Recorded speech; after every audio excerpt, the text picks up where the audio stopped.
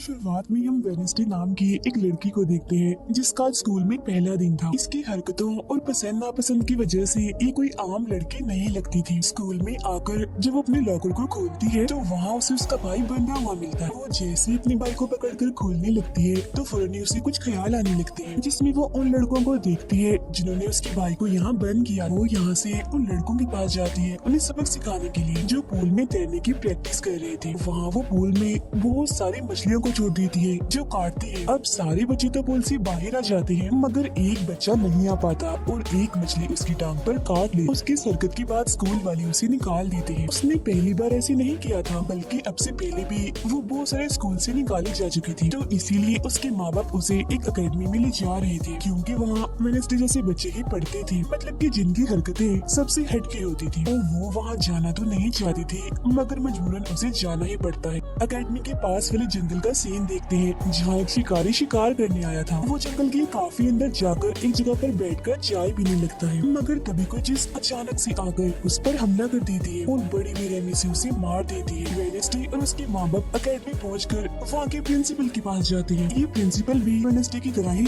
Outcast होती है। Outcast में जलपरी, वेयरवुल्व्स, वैम्पायर्स, चुड़ैल और ऐसे लोग शामिल थे जिनमें जादुई ताकतें पाई जाती है। और इस तरह के ही सारे बच्चे इस अकेडमी में पढ़ते हैं। वेडनेसडे के साथ जिसने कमरे में रहना था, यानी उसके रूम में, उसने कमरे को काफी रंगीन बनाया हुआ था। इसीलिए सब कुछ वेडनेसडे को पसंद नहीं आता, क्योंकि उसे तो बस काला रंग ही पसंद था। यहाँ का सारा माहौल देखकर वो मुंह बना लेती है। तब उसकी रूममेट उससे पूछती है, तुम ठीक हो ना, क्या हुआ तुम्हें? जिस पर उसके डैड जवाब देते हैं, मेरी बेटी बड़ी अजीब है, काफी बोर है और बस इसे तुम जिंदा लाश समझो। अपने डैड की बातें सुनकर वेडनेसडे उन्हें घूरने लगती है। अब उसकी रूममेट उसे पूरी अकेडमी घुमा रही थी। तभी एक लड़का वहाँ आकर वेडनेसडे से उसकी फेसबुक आईडी मांगता है, जिस पर वो कहती है, मैं कोई भी सोशल मीडिया इस्तेमाल नहीं करती, क्योंकि सोशल मीडिया आईडियो को सड़ा देने वाली सिर्फ एक बीमारी है और कुछ भी नहीं। जाने से पहले वेडनेसडे की मॉम उसे कहती है, अब तुम यहाँ से कभी भाग नहीं पाओ। जिस पर वो कहती है, देख लीजिएगा, मैं आपसे वादा करती हूँ कि जल्दी मैं यहाँ से भाग जाऊंगी। वहाँ से जाते वक्त उसके डैड वहाँ एक हाथ छोड़ देते हैं ताकि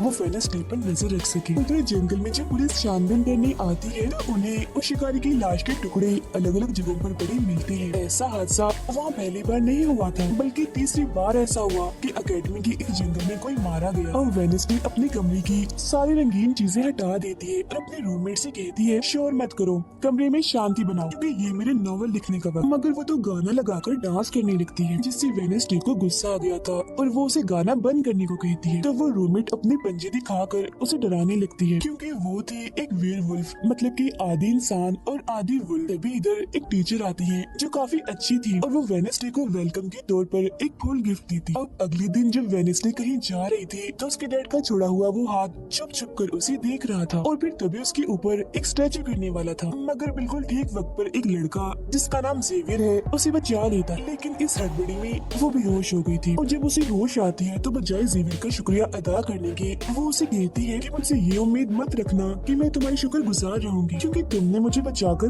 गड़बड़ कर दी, मेरी इतनी अच्छी मौत को टाल दिया। जब जेवियर कहता है, मैं तुम्हें काफी पहले से जानता हूँ, जब हम 10 साल के थे तब हमारी मुलाकात हुई थी, हम दोनों खेल रहे थे तो मैं जाकर एक ताबूत में छुप गया, लोग मुझे जलाने ही वाले थे मगर तुमने मेरी जान बचा ली और आज मैंने तुम्हारी जान बचाकर हिसाब बराबर कर। वेडनेसडे जब अपने कमरे में आती है तो उसे अपने बेड पर कुछ महसूस होता है। वो जैसे बिस्तर हटाती है तो वहाँ उस हाथ को देखकर फौरन उसे पकड़ लेती है और पूछती है, तुम कौन हो और यहाँ क्या कर रही हो? जिस पर वो कहता है, मुझे तुम्हारे डैड ने तुम पर नजर रखने को कहा है, वही मुझे यहाँ पर छोड़ कर गए हैं। और वो उसे कहती है, मगर आज के बाद तुम मेरे लिए काम करोगी, वरना मैं तुम्हें हमेशा हमेशा के लिए दराज में बंद कर दूंगी। तो वो इस चीज के लिए मान जाता है कि ठीक है, मैं हर तरह से तुम्हारी मदद करूँगा।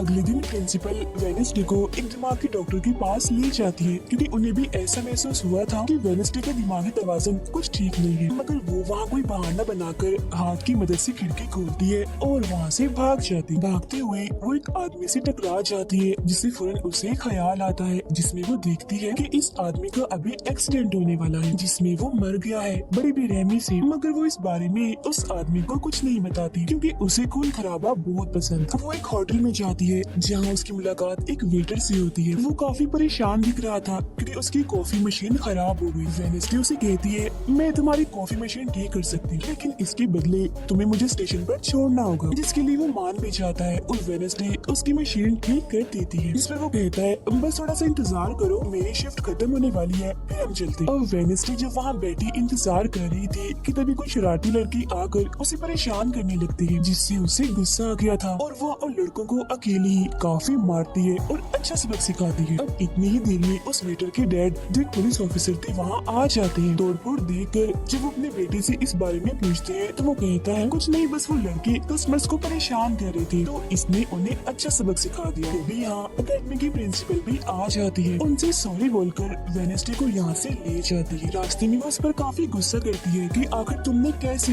अकेडमी से भागने की कोशिश की। तभी उन्हें रास्ते में एक एक्सीडेंट हुआ नजर आता है जो उसी आदमी का था जिससे वेनेस्डे टकराई थी, जो देख प्रिंसिपल घबरा जाती है। कहती है मेरी दुआ है ड्राइवर को कुछ ना हुआ हो, जिस पर वेनेस्डे कहती है वो तो मर गया है और उसकी गर्दन भी टूट गई है। फिर अकेडमी में आने के बाद वेनेस्डे गिटार बजाने लगती है। वो काफी अच्छा बजा रही थी, जिसकी धुन प्रिंसिपल के साथ साथ काफी बच्चों को भी पसंद आती। रूममेट जब कमरे में आती है तो उसकी नजर हाथ पर पड़ती है, जिस बारे में वो वेनेस्डे से पूछती है कि ये क्या चीज है, जिस पर वो जवाब देती है कि ये हमारी एडम फैमिली का एक मेंबर है। अब हम एक अनजान लड़के को देखते हैं जो लाइब्रेरी में जाकर एक किताब से एक सफा पढ़ लेता है जिस पर एक तस्वीर बनी हुई। उधर हाथ में डर के घर पहुंच जाता है, जिसे देख वो काफी डर गया था और उसे मारने लगता है। फिर हाथ उसे बैठने का इशारा करके उसे वेनेस्डे का नंबर देता है और उसे फोन करने का कहता है। फिर जब वेटर उसे कॉल करता है तो वो कहती है कि हमारी अकेडमी में एक त्योहार मनाया जाने वाला है जहाँ सभी बच्चे आएंगे, मैं वहाँ से भागने वाली हूँ और अगर तुम मुझे स्टेशन तक पहुँचा दोगी तो मैं तुम्हें काफी अच्छा इनाम दूंगी।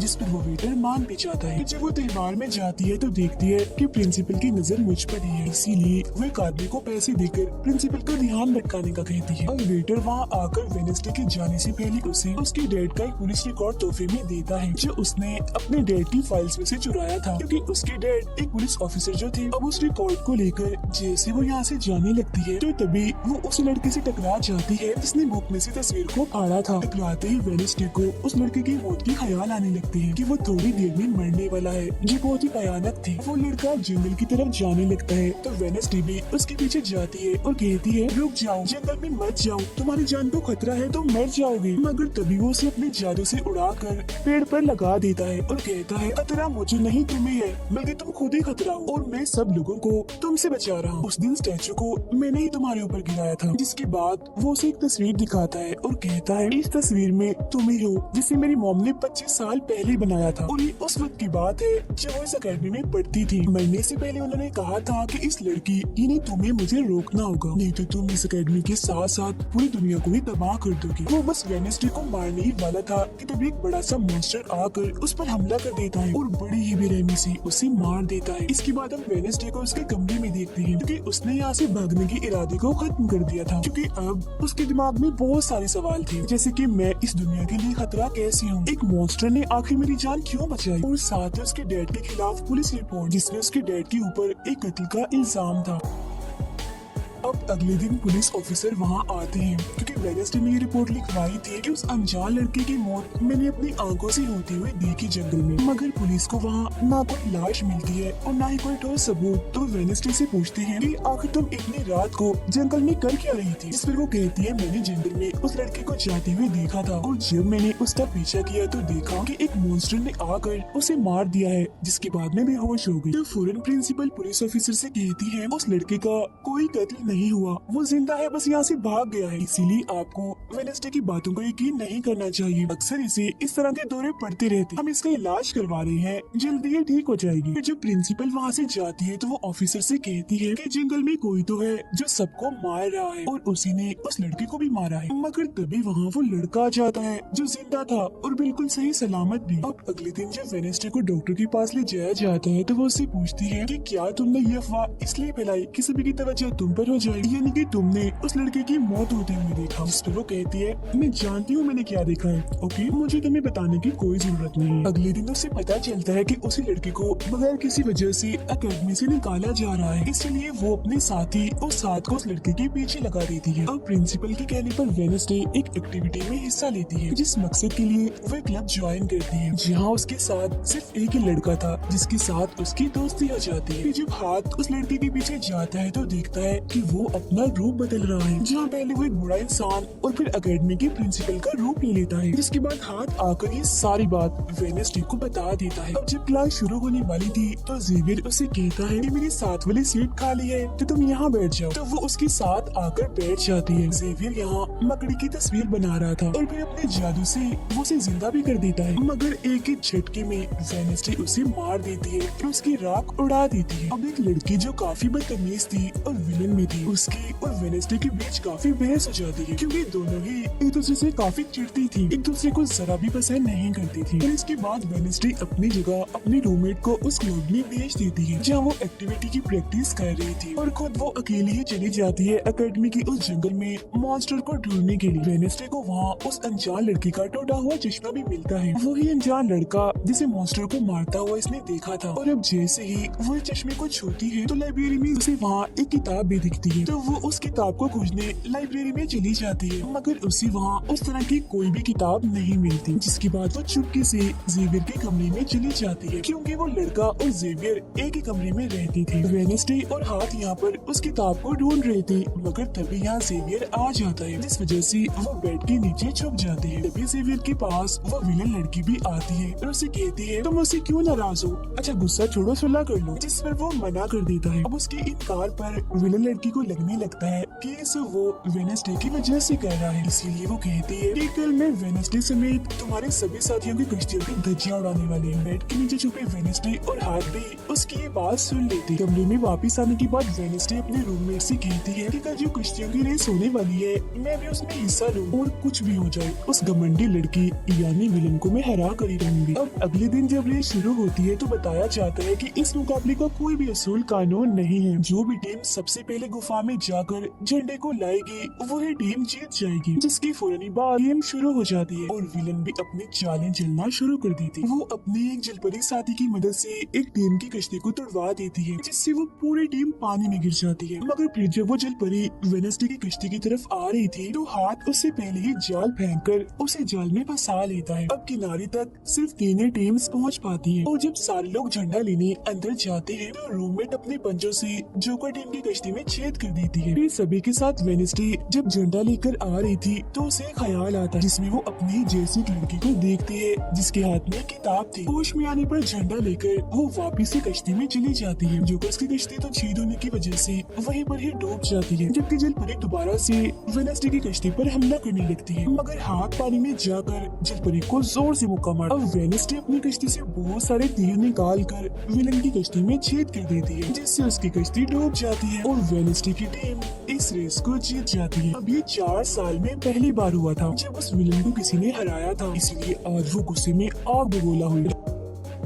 रात के वक्त वेडनेसडे एक स्टैचू के पास जाती है जिसके हाथ में किताब थी। किताब पर लिखी एक पहेली को जैसे ही वो सुलझाती है तो वहाँ एक रास्ता खुल जाता है। जैसे ही उसके अंदर जाती है तो देखती है कि यहाँ उसके मॉम डैड के अलावा और भी बहुत सारे लोगों की तस्वीरें लगी हुई है। उसे वहाँ वो किताब भी मिल जाती है जिसकी वो तलाश कर रही थी, मगर जैसे ही वो उस किताब को वहाँ से लेकर जा रही थी कि तभी अचानक से कोई आकर उस पर हमला कर देता है, जिससे वो बेहोश हो जाती है। अब उसे जैसी होश आती है तो देखती है कि उसे कुछ लोगों ने बंदी बनाया हुआ है, जिन्होंने मास्क भी लगाए हुए थे, मगर उनकी आवाज सुनते ही वेडनेसडे उन्हें पहचान लेती है और कहती है कि मैंने तुम्हें पहचान लिया है, तुम अपने अपने मास्क हटा सकती हो। असल में ये लोग और कोई नहीं बल्कि विलन और उसके साथी थे। इसी दौरान वो अपनी रस्सी भी खोल चुकी थी और वहाँ से जाने लगती है, मगर जाते जाते वो कहती है तुम सब छोटे बच्चे हो, अगवा करना भी तुम्हें ठीक से नहीं आता। वापिस आने के बाद वो उस तस्वीर को किताब पर लगाकर मुकम्मल करती है, जिसे उस लड़की ने किताब से फाड़ लिया था और वो उसे पढ़ने लगती। अब अगले दिन प्रिंसिपल सभी बच्चों को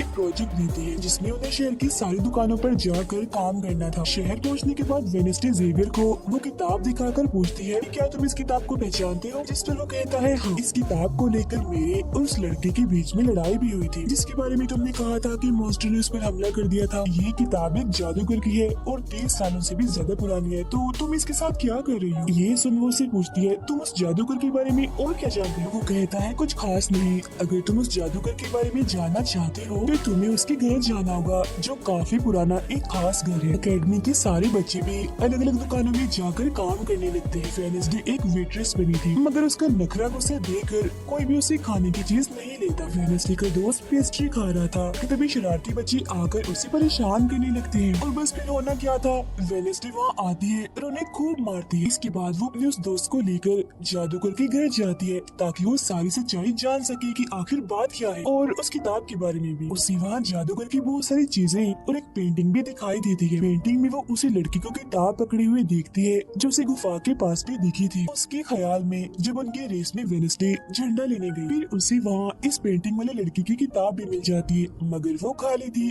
क्योंकि वो नकली थी। इतनी ही देर में वहाँ एक औरत आती है तो वेडनेसडे उसे असली किताब के बारे में पूछती है जिस पर वो कहती है कि वो किताब तो चोरी हो गई थी और इस वक्त तुम जहाँ खड़ी हो ये भी उस जादूगर का असली घर नहीं है। इसके बाद वेडनेसडे विंटर से मिलने उसकी होटल जाती है और उससे जादूगर के असली घर के बारे में पूछती है तो वो उसे असली घर के बारे में बता भी देता है। जहाँ से वेडनेसडे अकेली उस घर में चली जाती है वहाँ उसे एक बूढ़ा आदमी मिलता है जो उसे कहता है ये मेरी जगह है, मेरा घर है, निकलो यहाँ से। तब ये सुन वेडनेसडे का साथी वो हाथ उसके मुंह पर ही हमला कर देता है जिससे डरकर वो आदमी वहाँ से भाग जाता है और वेडनेसडे को यहाँ से कुछ नहीं मिलता इसलिए वो यहाँ से जाने लगती है। मगर जब वो दरवाजे से बाहर जाती है तो फौरन उसे ख्याल आता है जिसमें वो देखती है कि वो जादूगर एक लड़की को चुड़ैल साबित करके इस घर में बंद कर देता है जहाँ उससे पहले और भी बहुत सारे लोग बंधे हुए थे। ये सारे लोग आउटकास्ट के थे, यानी कोई वेम्पायर था, कोई जलपरी, कोई वेयरवुल्फ तो कोई चुड़ैल। इसीलिए जादूगर इन सबको शैतान समझता था। इस तरह के सभी लोगों को यहाँ कैद करने के बाद वो इस पूरे घर में आग लगा देता है। वो बच्ची जिसे जादूगर ने चुड़ैल साबित किया था वो अपनी मॉम को आजाद करने की कोशिश करती है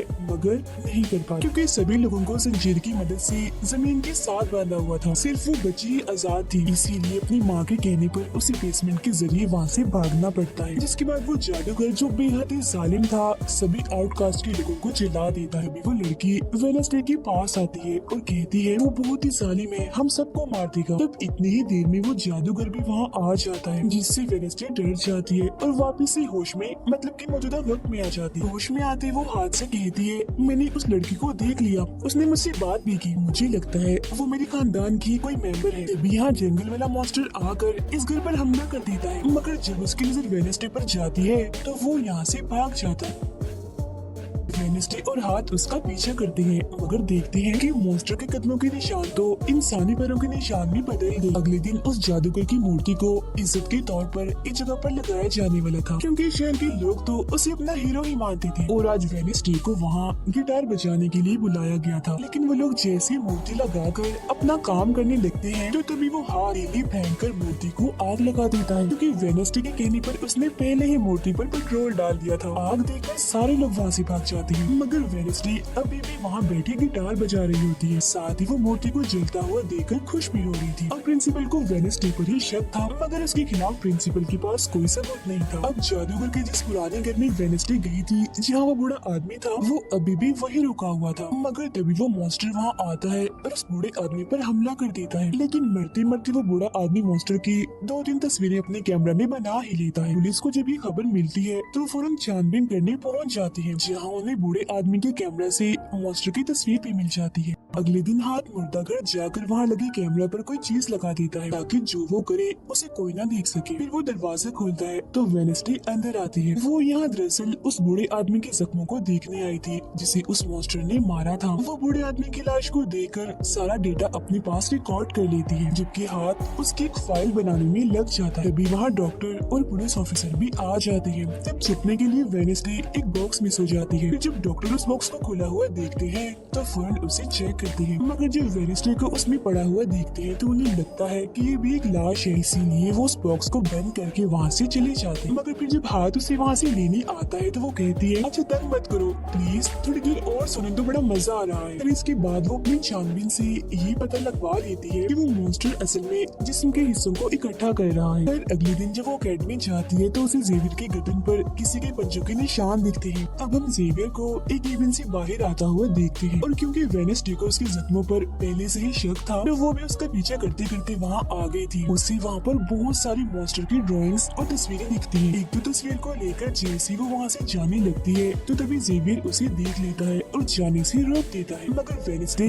उसका ध्यान भटकाने के लिए उसे बस एक ही बात कह देती है कि क्या तुम आज रात होने वाली डांस पार्टी में मेरे साथ चलोगी। जिसके बाद वो जेवियर की बनाई मॉन्स्टर के ड्राइंग्स ले जाकर पुलिस ऑफिसर को दे देती है, जिस पर वो कहते हैं इससे हम किसी को भी नहीं पकड़ सकते, कोई ठोस सबूत लेकर आओ। और वेडनेसडे अपनी सारी रिसर्च को अपने दोस्त के सामने रख देती है ताकि वो उसकी मदद कर सके। उनमें से एक ड्राइंग को देखकर उसका दोस्त कहता है कि मैं इस जगह के बारे में जानता हूँ। जिसके बाद वो वेडनेसडे को उस जगह पर ले जाता है जो एक गुफा थी जिसके अंदर जाकर उन्हें बहुत सारी हड्डियाँ और एक हथकड़ी भी मिलती है। थोड़ा छानबीन करने पर उसे वहाँ एक नोकदार बड़ा सा नाखून भी मिलता है जिसे वो अपने पास रख लेती है। जिसके बाद वो जेवियर के पेंटिंग वाले केबिन में जाती है और डस्टबिन से एक कपड़ा जिस पर खोल लगा हुआ था उसे निकाल कर अपने पास रख लेती है। जैसे वो वहाँ से जाने लगती है तो तभी वहाँ जेवियर आ जाता है और उसे पूछता है तुम यहाँ मेरे केबिन में क्या कर रही हो। उसके बाहर डालकर वो उसे पूछती है ये जो चोट तुम्हारी गर्दन पर है ये तुम्हें कैसे लगी। तो वो बताता है कि पिछले कुछ दिनों से ये मॉन्स्टर मेरे सपनों में आ रहा है, इसीलिए मैं इसकी ड्राइंग्स बनाता हूँ। मगर एक दिन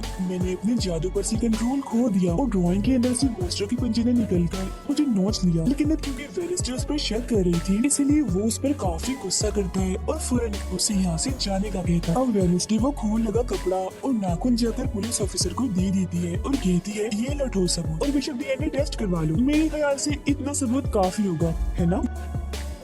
वो अपने दोस्त के पास जाती है और कहती है कि डांस पार्टी में जाने के लिए हमारे साथ कोई नहीं है, तो हम ऐसा करते हैं डांस पार्टी में नहीं जाती बल्कि गुफा में जाकर मॉन्स्टर को ढूंढती। जिसके बाद रात को वेडनेसडे अपने दोस्त के साथ जंगल में जाने की तैयारी कर रही थी, मगर तभी उसके दरवाजे पर वेटर तैयार होकर आता है क्योंकि हाथ ने उसे वेडनेसडे की तरफ से डांस पार्टी में चलने की दावत भेजी थी। अब क्योंकि वेटर काफी खुश था तो वेडनेसडे उसका दिल तोड़ना नहीं चाहती थी, इसीलिए वो अपने गुफा में जाने वाली प्लान को खत्म करके वेटर के साथ पार्टी में जाने का फैसला करती है। फिर जब वेडनेसडे वहाँ से जाने लगती है तो उसका दोस्त वहाँ आता है तो वो उसे कहती है आई एम सॉरी मैं पार्टी में जा रही हूँ, हम ऐसा करते हैं कल गुफा में जाएंगे। लेकिन उसका दोस्त बगैर बताए अकेला ही उस गुफा में चला जाता है। उधर पार्टी में सारे लोग आकर काफी एंजॉय कर रहे थे, सब लोग अपने अपने साथी को लेकर पार्टी में आए हुए थे, जहाँ जेवियर अपने साथ उस विलन लड़की को लाया था। लेकिन जब वेडनेसडे वेटर के साथ वहाँ आती है तो उन दोनों को साथ देकर जेवियर जलने लगता है। जब सब लोग डांस कर रहे थे तो वेडनेसडे के डांस करने के स्टाइल से सारे लोग काफी हैरान रह जाते हैं क्योंकि वो काफी अजीब तरह से ही डांस कर रही थी। उधर जंगल में वेडनेसडे का दोस्त भी पहुंच गया था और छुपकर मॉन्स्टर के आने का इंतजार कर रहा था, मगर तभी वहाँ कोई आता है और उस गुफा में धमाका करके भाग जाता है। जेवियर लगातार उन दोनों को देखकर जल रहा था, इसीलिए वो विलन लड़की से कहता है कि तुम अपना लॉकेट उतारो और अपने जेल परी से मेरे लिए मदद मांगो ताकि मैं वेडनेसडे को भूल जाऊँ। जैसे विलन लड़की भड़क जाती है और उसे कहती है कि तुम तो पहले ये कहते फिर रहे थे कि मैंने अपने जेल परी से तुम्हें अपने काबू में किया है और अब तुम्हें किसी को बुलाने के लिए मेरी ही मदद चाहिए। तभी बाहर शरारती लड़कों का ग्रुप टैंकर लेकर आता है और डांसिंग क्लब के पंप में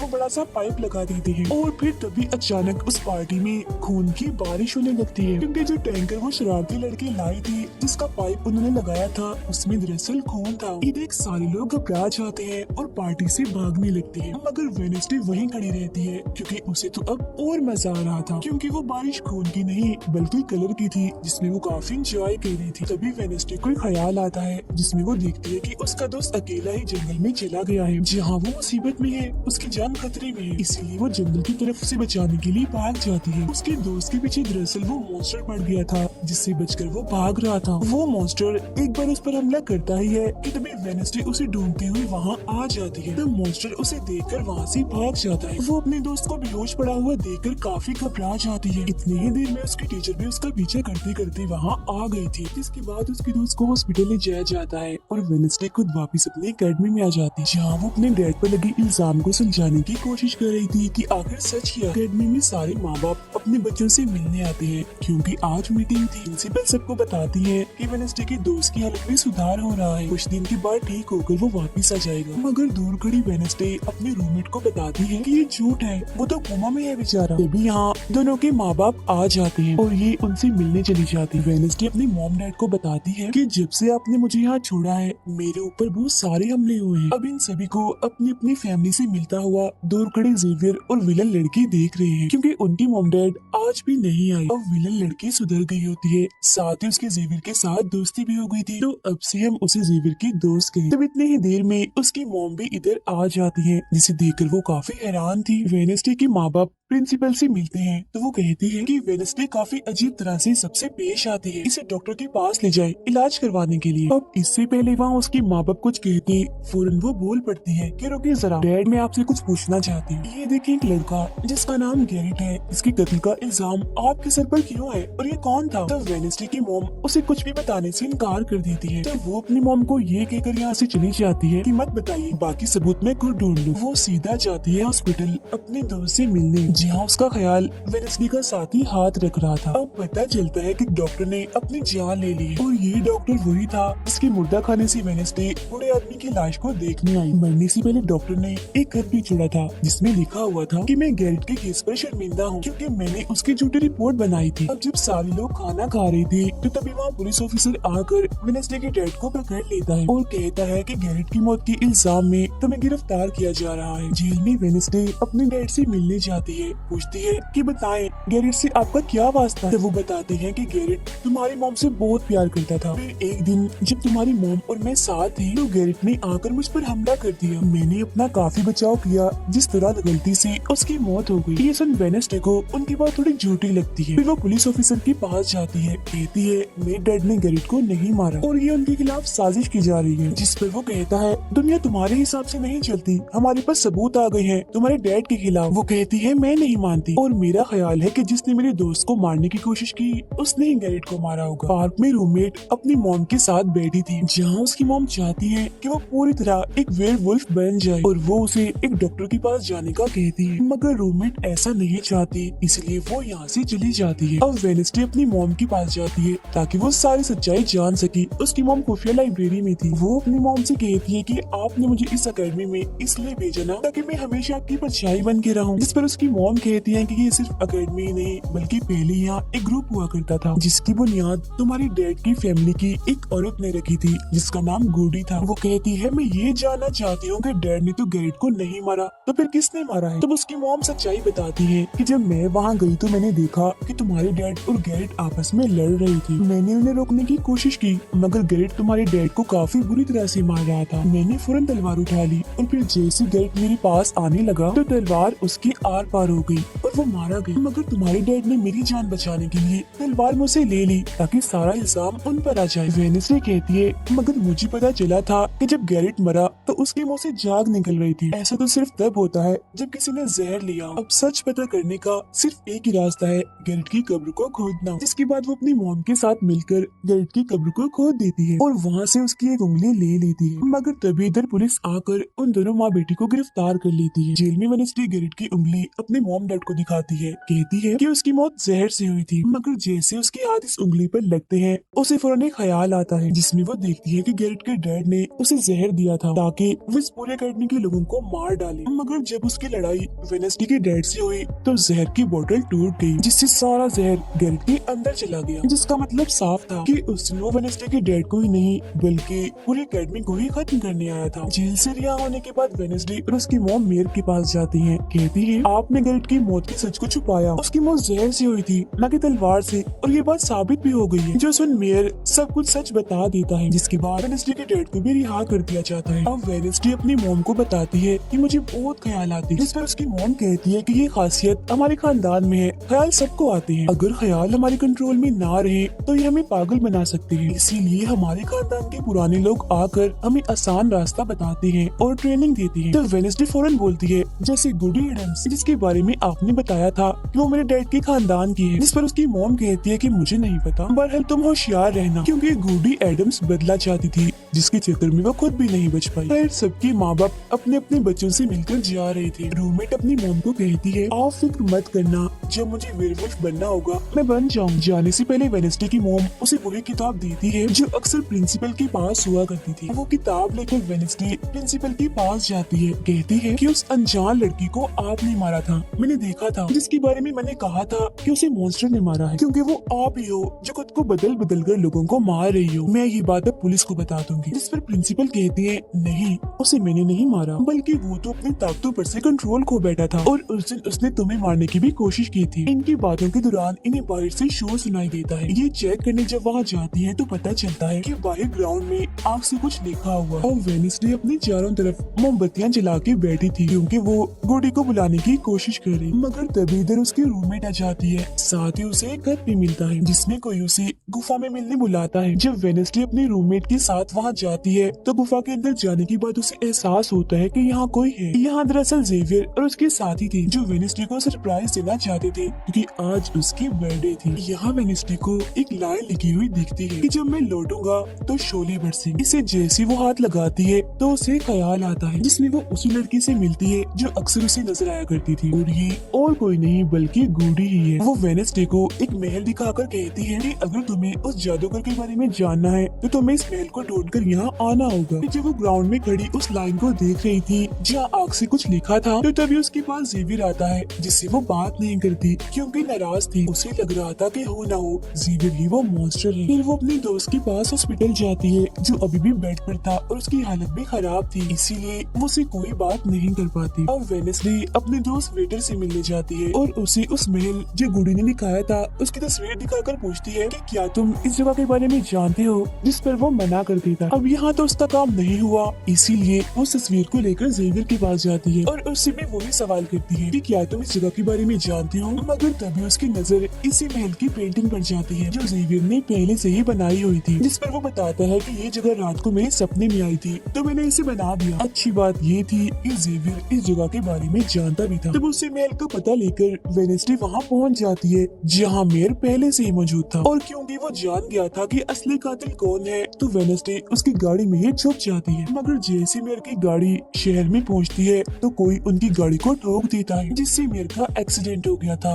वो काफी जख्मी हो जाते हैं, उनकी हालत मरने वाली हो गई। फिर अब रात के वक्त वेडनेसडे वेटर और अपने रूममेट के साथ उसी महल में आती है। यहाँ उसे ऐसा महसूस होता है जैसे कोई इधर रह रहा है, क्योंकि मोमबत्तियां गर्म थी और ये कमरा बिल्कुल साफ था। इतनी ही देर में वो मॉन्स्टर भी यहाँ आ जाता है, जिससे बचने के लिए ये लोग छुप जाते हैं। ये लोग देखते हैं कि जिन जिन लोगों पर मॉन्स्टर ने हमला किया था उनके जिस्म के कटे हुए हिस्से यहाँ पर पड़े हुए हैं। अब वेडनेसडे अपने दोस्तों को मॉन्स्टर से बचाना चाहती थी, इसीलिए वो उन्हें यहाँ से ले जाती है। ये वेटर के घर जाते हैं जहाँ जैसे उसकी डेड आती है तो वेडनेसडे उन्हें कहती है कि मैं आपको कुछ दिखाना चाहती हूँ, क्योंकि वो पुलिस ऑफिसर जो थे वो जब उन्हें महल में ले जाती है तो वहाँ पर कुछ भी नहीं था। मतलब जिस्म के कटे हुए हिस्से जो पहले यहाँ पर रखे हुए थे अब वो वहाँ पर नहीं पड़े थे, जिससे पुलिस ऑफिसर को गुस्सा आ जाता है। वो कहते हैं कि आज के बाद तुम मेरे बेटे से नहीं मिलोगी। अब जब वेडनेसडे एकेडमी आती है तो वहाँ उसे प्रिंसिपल मिलती है जो कहती है कि तुम्हें मैंने कहीं भी जाने से मना किया था मगर तुमने मेरी बात ना मानकर अच्छा नहीं किया। जिस पर वो जवाब देती है, मैं सच का पता लगवाने गई थी इसीलिए मैं माफी नहीं मांगूंगी,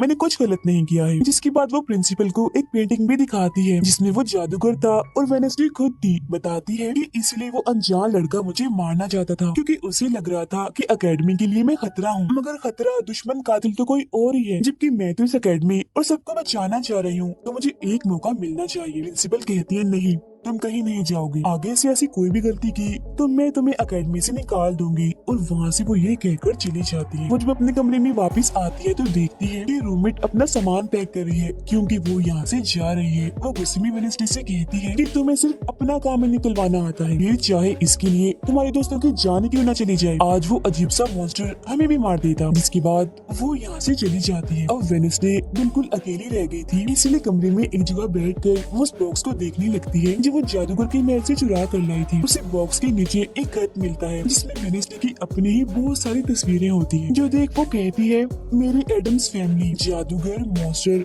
और मैं शायद किसी न किसी तरीके से जुड़े हुए हैं। और जब ये बात मेयर को पता चली तो किसी ने उनका मुंह बंद कर दिया, मगर मैं चुप नहीं बैठूंगी और तुम जो कोई भी हो मैं तुम्हें ढूंढ लूंगी देखना। अब मेयर की मौत हो गई थी और जब उन्हें दफनाया जा रहा था तो वेनेसडे वहाँ आती है और सोचने लगती है कि कातिल यहाँ आए लोगों में से कोई है। मगर तभी उसे जंगल में कोई दिखता है। वो पीछे करती है तो पता चलता है कि और कोई नहीं बल्कि उसका अंकल है। अंकल बताते हैं कि मेरे ऊपर चोरी का इल्जाम है तो कुछ वक्त के लिए मुझे छुप के रहना होगा। तब वेनेसडे उन्हें एक केबिन में छुपा देती है और मॉन्स्टर की तस्वीर दिखाकर पूछती है कि आप इसके बारे में कुछ जानते हैं। जिस पर वो कहते हैं, मैं ज्यादा कुछ तो नहीं जानता, अगर तुम्हें इसके बारे में जानना है तो तुम्हें खुफिया लाइब्रेरी में जाना होगा। वहाँ एक तिजोरी में डायरी है जिसमें इस मॉन्स्टर के बारे में सब लिखा है। आधी रात को वेनेसडे उस लाइब्रेरी में जाती है जहाँ जेवियर पहले से मौजूद था। तब ये उसे कहती है, जहाँ जहाँ मॉन्स्टर से हमला हुआ है वहाँ तुम पाए गए हो, तो हो ना हो मॉन्स्टर तुम ही हो। मगर वो उसकी बात को अनसुनी करके यहाँ से चला जाता है। तभी इधर उसकी अंकल आते हैं। ये मिलकर डायरी को ढूंढ लेते हैं जिसमें इस मॉन्स्टर के बारे में सब कुछ लिखा था कि ये मॉन्स्टर किसी के कंट्रोल में भी आ सकता है और फिर बस ये अपने मालिक के कहने पर ही काम करता है। रात के वक्त वो अपने साथी हाथ को कहती है कि मैं वेटर से मिलने जा रही हूँ, तब तक तू मेरी डायरी का ख्याल रखना। कि जब वेटर के साथ गुफा के अंदर जाती है तो देखती है कि यहाँ उसने गुफा को सजाया हुआ है क्योंकि वो उसे शादी के लिए पूछने वाला था। वापिस आकर वेनेसडे देखती है कि उसके कमरे का सारा सामान इधर उधर बिखरा पड़ा है और उसकी डायरी कोई चुरा कर यहाँ से ले गया है। फिर जैसे वो अपने साथी हाथ को देखती है तो घबरा जाती है क्योंकि उसकी हथेली में किसी ने चाकू आर पार कर दिया था और अब उसमें जान नहीं थी, वो मर गया था। फिर वो हाथ को लेकर जल्दी से अपने अंकल के पास आती है और दुखी होती हुई कहती है, प्लीज अंकल कैसे भी करके हाथ को जिंदा कर दीजिए। तब अंकल बार बार बिजली के झटके उसे देते हैं जिससे वो जिंदा हो जाता है। वो उसे पूछती है, अच्छा तुम पर हमला किसने किया था? जिस पर इशारों से वो बताता है कि मैंने नहीं देखा क्योंकि हमला पीछे से हुआ था। जिस पर वेनेसडे गुस्से से भर जाती है, कहती है चाहे कुछ भी हो जाए मैं उसे नहीं छोड़ूंगी, वो जो भी है। और वो प्रिंसिपल को आकर कहती है, किसी ने मेरे कमरे में तोड़ फोड़ कर दी है, साथ ही कोई उस डायरी को भी चुरा कर ले गया है। वो कहती है, वो डायरी तो खुफिया लाइब्रेरी में थी तो तुम्हारे पास कैसी आई? तुम ऐसी हरकतें मत करो कि एकेडमी को बंद करना पड़े, ऐसा मैं होने नहीं दूंगी। फिर जब वेनेसडे वहाँ से जा रही थी तो तभी उसके पास उसके साथी आते हैं और उसे जानकारी देते हैं कि गैरेट जिसकी मौत का इल्जाम तुम्हारे डैड पर था,